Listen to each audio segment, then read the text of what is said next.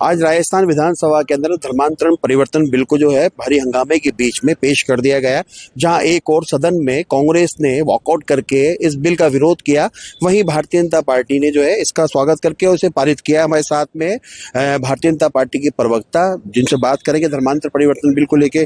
साहब, आखिर ऐसी क्या जरूरत पड़ी जो सरकार को धर्मांतरण परिवर्तन बिल लाने की?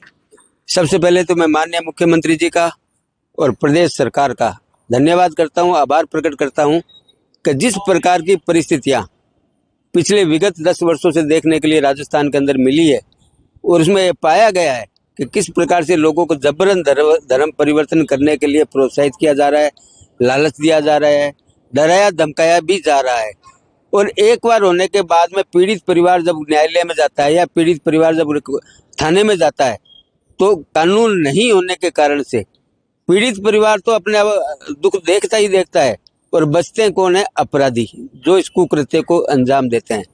इसी को देखते हुए राजस्थान सरकार ने ये निर्णय लिया कि एक धर्म परिवर्तन बिल ला करके और राजस्थान जैसे प्रदेश को जहां पर ऐसी घटनाएं लगातार सतत रूप से घटित हो रही थी, विशेषकर आदिवासी क्षेत्रों में, उनसे बचाने के लिए और उन लोगों को कड़ी से कड़ी सजा मिले जो डरा के धमका करके लालच से इस प्रकार के कुकृत्य कर धर्म परिवर्तन कराने का काम कर रहे थे।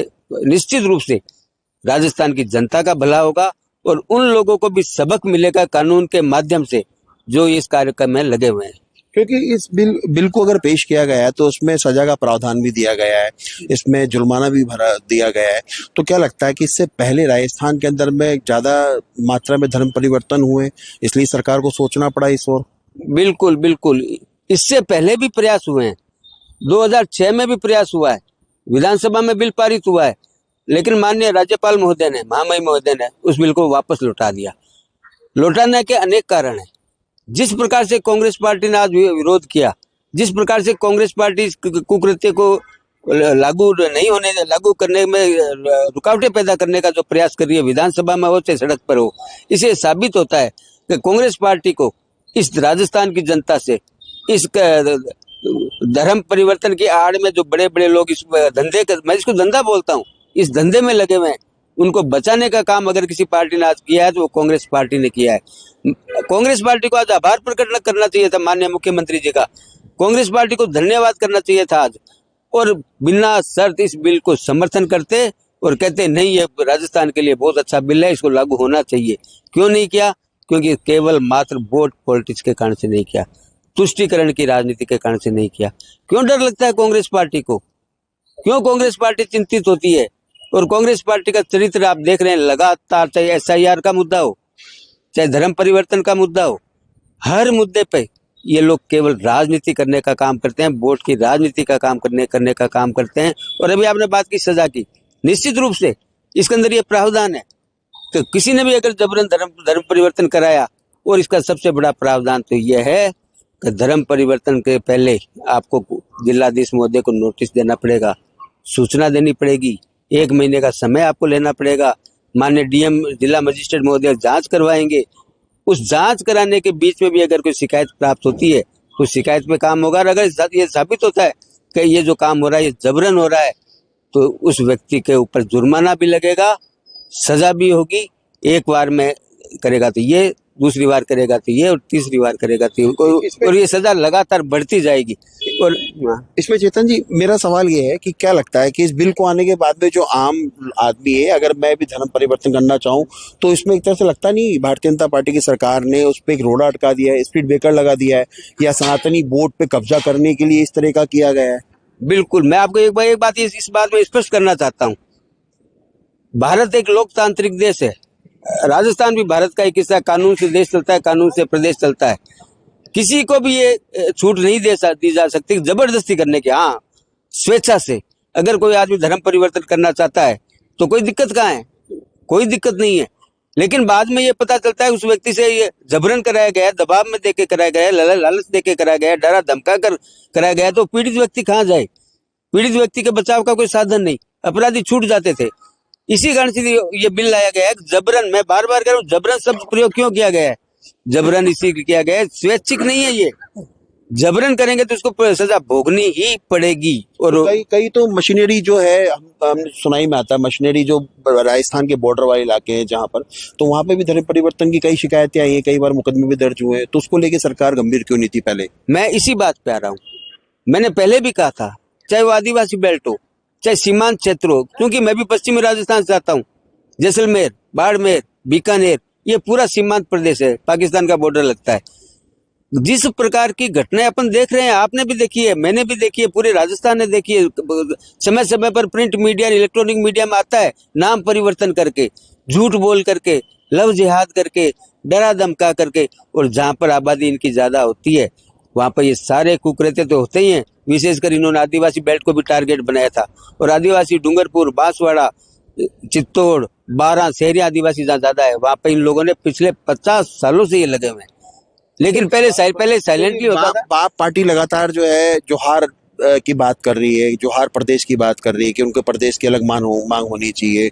तो कहीं इसको देखते हुए ऐसा नहीं है कहीं भारतीय जनता पार्टी उस क्षेत्र के अंदर में अब की बार जब उपचुनाव हुए और चुनाव हुए, इसके अंदर सांसद विधायक भी वहां से बाप पार्टी की जीत कर आए, तो क्या लगता है कि जो जोहार की मांग चल रही है, क्योंकि वहां के आदिवासी कह रहे हैं हमें अलग राज्य चाहिए जिसमें मध्य प्रदेश का कुछ हिस्सा है, महाराष्ट्र का कुछ हिस्सा है, तो उसको देखते हुए कहीं ऐसा तो नहीं लग रहा कि भाई वोट बैंक खतरे में? क्योंकि ऐसा टेक्निकली क्या फॉल्ट है जिसके अंदर में कांग्रेस इसका विरोध कर रही है? कुछ ना कुछ तो फॉल्ट हो सकता है, तभी तो कांग्रेस विरोध कर रही है, तभी सदन से बाहर आ गई वो। मेरा बिल्कुल स्पष्ट मानना है, इसको वोट बैंक के चश्मे से देखना ही अपने आप में गलत है। क्या गैर जबरदस्ती धर्म परिवर्तन सही है? क्या किसी को डरा धमका करके, बहला फुसका करके, लालच दे करके धर्म परिवर्तन करना क्या सही बात है? क्या सरकार को इसको नहीं रोकना चाहिए? क्या पीड़ित व्यक्ति को न्याय नहीं मिलना चाहिए? क्या अपराधियों को सजा नहीं मिलनी चाहिए? मिलनी चाहिए। अपराधियों को सजा मिलनी चाहिए, पीड़ित व्यक्ति को मुआवजा, पीड़ित को राहत मिलनी चाहिए। इन सब बातों का ध्यान में रख करके ये बिल लाया गया है, और निश्चित रूप से मानता हूं मैं कि रोक लगेगी। और रही बात कांग्रेस की, कांग्रेस वो पार्टी है जिसका एक सूत्री लक्ष्य क्या है?